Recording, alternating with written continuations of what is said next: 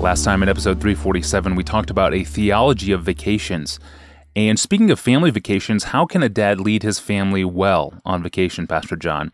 Obviously, his leadership is never put on pause. There's something of a labor for him in leading on vacations. So what is a dad's aim each day? What are things for a dad to keep in mind to lead his family well?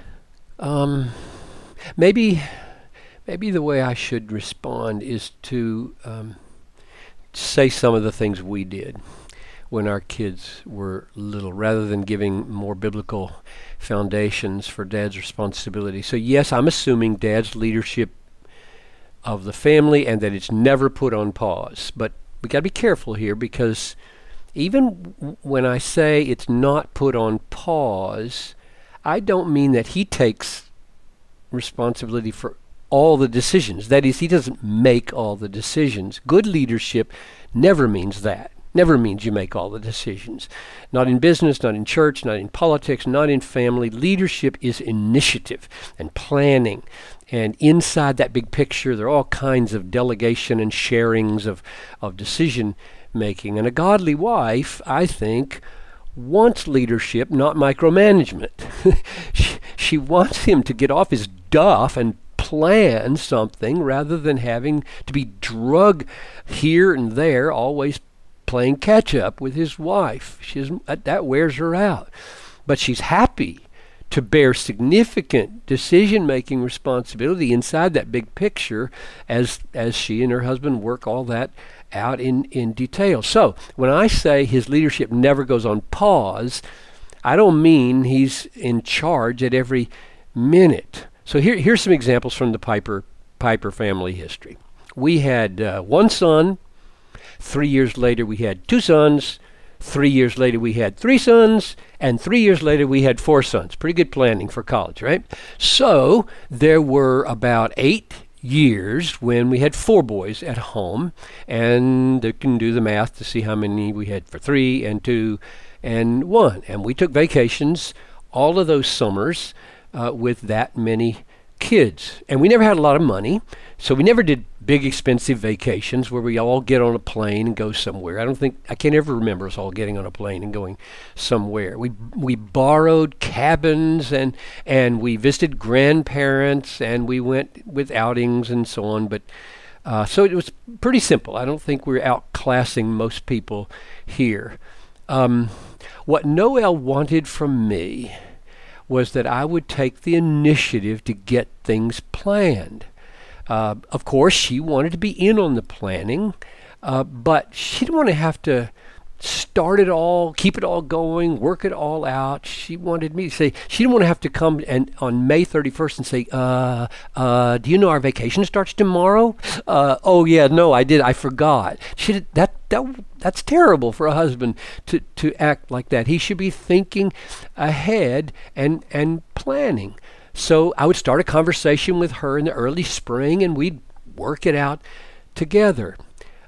She also wanted time on vacation when she would have some free time from the kids and from cooking. Otherwise, it's not a vacation. I mean, sometimes guys think it's a vacation if you leave home. Well, no, not if you're a woman. I mean, and you care about, caring for the kids and you got to cook. And if she has to do all the same stuff on vacation she did at home, it's no vacation for her.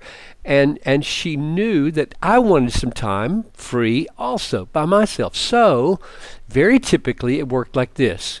We'd go to some cabin or grandma's house or something, and in the morning until lunch, I was free to do whatever I wanted, and Noelle had the kids.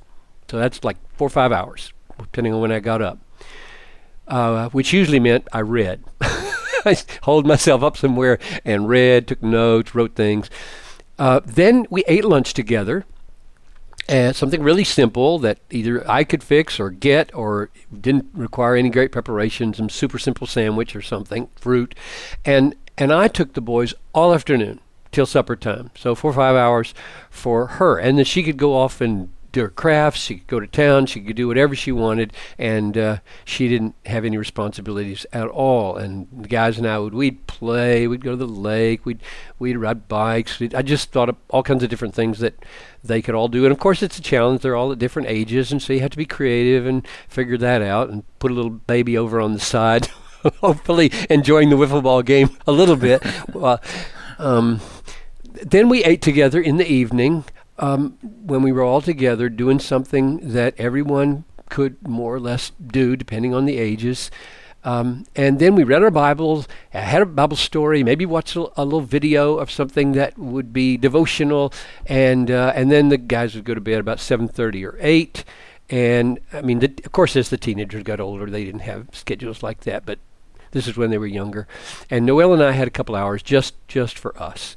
So that's the way my leadership worked it out on vacation, which gave everybody some pause time, everybody some downtime. And maybe I should say just one other thing, and I could have done better here. I think part of leadership on vacation should be some surprises. If Dad doesn't plan, it probably won't happen. Something that they're not expecting, and that he's planned, and they'll remember. It doesn't have to be many and doesn't have to be expensive, but something that's just not his dragging his feet, but he's planned. So yes, leadership never goes on pause, but shared with his wife, and everybody feels like they've had the kind of time that makes for real refreshment. Thank you, Pastor John. And family vacations can be spiritually refreshing just as they are physically refreshing. And interestingly enough, you, Pastor John, were actually saved on a family vacation as a 6-year-old. If you want to hear that story, listen to Ask Pastor John episode number 158, John Piper's testimony, episode 158. Monday is Memorial Day, but we will be back to talk about adoption, and especially one story of a wonderfully successful adoption that Pastor John has watched up close and personal, very close and personal. Until then, I'm your host, Tony Ranke. Have a wonderful, extended, and restful weekend. We'll see you on Monday.